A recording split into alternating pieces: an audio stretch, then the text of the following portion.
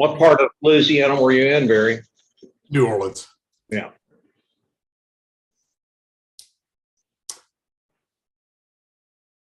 Yeah. Oh, it was a beautiful day, actually. If you ever want to be in the humidity and 85, 90 degrees, you would love that 20 mile an hour, 15 mile an hour wind gust, because it actually felt really wonderful. Hey, everyone, we're having a little difficulty getting the chairman in here. So he is going to attempt to be on speaker phone with my phone. He won't be in the picture, but we have a quorum here that are present by video. So that should be okay. And he's going to try to join and just hopefully you all can hear him speak. Mike, will you say something just to test to make sure everybody can hear? How's everybody doing? Can everybody hear him okay?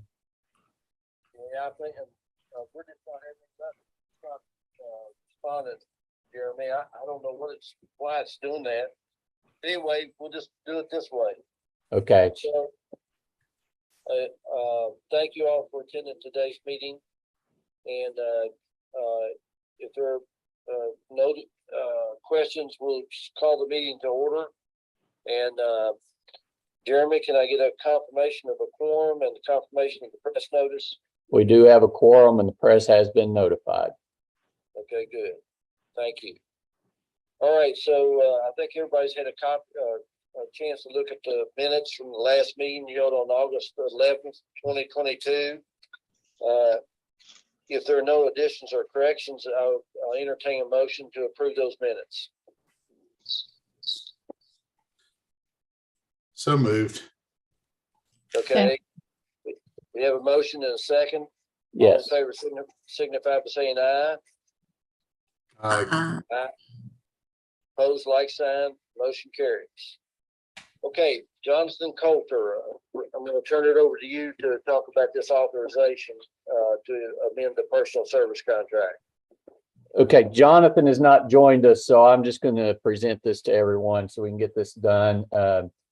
Everyone hopefully will recall that we have been doing a contract with KPMG to help provide services related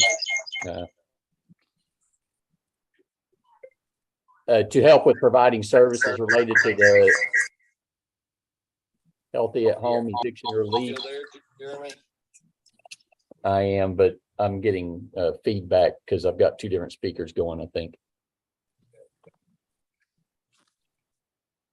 So we've been doing a contract with KPMG to provide services to help us administer the Healthy at Home Eviction Relief Fund program that is, relief money in response to the COVID pandemic that has been used to help forestall or even prevent evictions from occurring in the Commonwealth. We have amended that contract 3 times already, just trying to be good stewards and not necessarily high dollar everything and try to take care of the money. But administratively, that's kind of getting a little crazy because we're amending this contract about every 3 or 4 months, it seems. And then we're doing retroactive contracts, which is frowned upon by government contract review. So this time we are amending the contract to increase the funds that will be available to pay for those services and extend the term on out to June 30th of 2023 and put it onto the fiscal year so that we're not doing these quarterly amendments, every 3 or 4 months and putting ourselves into position with government contract review. This we thought might end up being a retroactive contract, but we were able to get it negotiated with KPMG, get KPMG sign off, and we were able to sign off. That's why I asked for this executive committee meeting sort of on a short notice, because we were able to get all that in place. We can go ahead and get your approval, get it over to government contract review, and it's not retroactive. And so we're avoiding that issue with them. So that's the reason for this meeting. I appreciate everyone's working with us and accommodating us in that process. So staff's recommendation is that the contract with KPMG be increased from $4,075,000 to be increased $4,075,000 from $6.7 million for a total not to exceed amount of $10,775,000, and that the term of that arrangement be extended from September 30th of 2022 to June 30th, 2023. And Jonathan Coulter has joined us, so if anyone has any programmatic questions around this, I'm sure he will be happy to answer those questions. Absolutely. And I apologize for being late. I was giving a presentation for a housing committee and it ran over a few minutes. So I apologize. No problem, Jonathan. Jonathan, do you have anything you want to add to Jeremy's? Yeah, absolutely.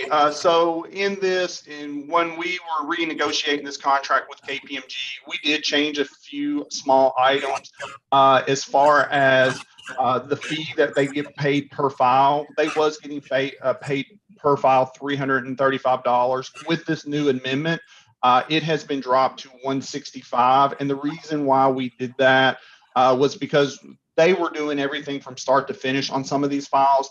And now they will only be doing some rent processing, and our staff will be doing QC and some other things. So we renegotiated the contract.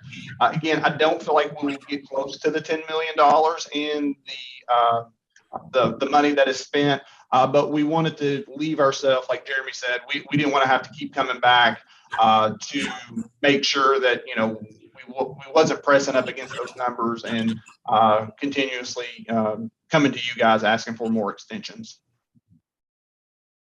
Okay. Jeremy, let me ask a quick question. The committee, the executive committee acting on the board's behalf can authorize this. Yes, sir. The executive committee has the full authority of the full board. Okay. Because the resolution does say by the board of directors. So I just wanted to be sure that's correct. Okay. Yeah, we can change that wording before we send it out to you. Make sure it says the executive committee. That's our oversight. Okay. All right. So we do have the authority to do that. Yes, sir. Okay. Do any members have any questions of Jonathan or Jeremy in regard to this? Okay, if not, I'll entertain a motion that we approve this authorization. So moved. All right, we have a motion. Do we have a second? I'll second. It's Gail. Okay, thank you, Gail. All in favor signify by saying aye. Aye. Opposed, like sign. Motion carries. Okay, if we can move on to informational items, does anyone have anything that they want to discuss from the staff point of view, Jeremy or Winston? I No, did not. sir. I did not plan any informational items, given the fact that we're trying to do just a short, brief meeting. So I'm happy to answer any questions either now or later, but I'm not planning to make any presentations. Okay. Do any of the board of the members of the executive committee have any questions of Winston or Jeremy or anyone? Okay, I do have one question. Do you mind bringing us up to date about what's going on in Western and Eastern Kentucky as far as housing goes? Are you running into any stumbling blocks?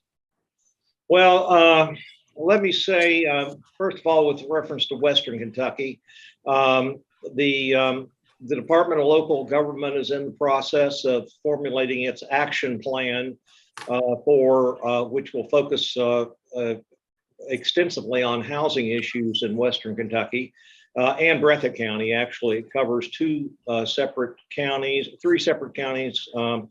in Western Kentucky and one county in Eastern Kentucky, because there was flooding last year, not this year, in portions of Eastern Kentucky. And the Department of Local Government has shared a copy of that action plan with us, the draft version, and we have met with them and recommended that some fairly substantial changes in the plan.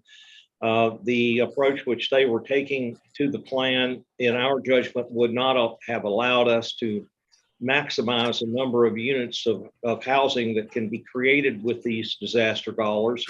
And the manner in which we've recommended changes will allow them their dollars to be used with some of our 9% or pardon me, 4% credit bond dollars, and we can virtually double the number of units that can be created.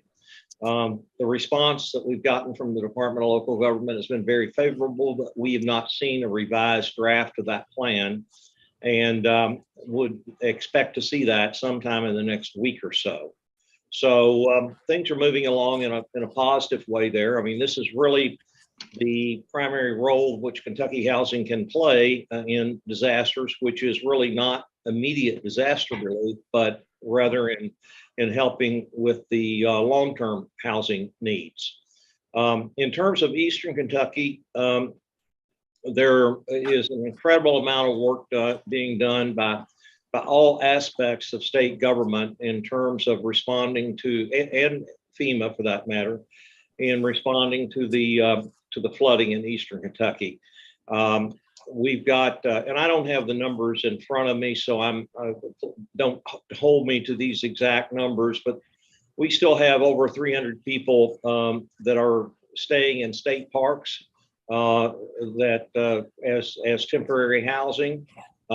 We've got way over 100 trailers that have been moved to East Kentucky, some from West Kentucky and some from Louisiana. And we have plenty of more trailers that can be moved, but the obstacle, so to speak, is getting utility hookups and making a sufficient foundation for them to be put up and occupied. And the Department of Transportation and others are moving on that very expeditiously, adding multiple units per day of mobile homes and trailers, travel trailers for occupancy there. And there are activities going on by virtually all of the parties involved, trying to expedite repairs, temporary repairs, and do other things that may be necessary, into warm housing as winter approaches. But there are huge challenges there. And the governor's working very diligently to develop a plan that really, with FEMA, develop a plan that will provide locations for housing that will be out of harm's way. In other words, out of the floodplain areas, so that as both temporary housing is added and permanent housing is developed, it will be done in an area that will be safe and free from the floods. That's a real short overview, Mike. Okay, we appreciate that. Any other members have any questions? I know you got another finance committee coming up, so if you don't have any questions, I would entertain a motion to adjourn this meeting. Please, someone. We have a motion. Steve will make a motion. We have a second. Yes, sir. A motion and a second. All in favor signify by saying aye. Aye. Aye. Aye. Motion carried.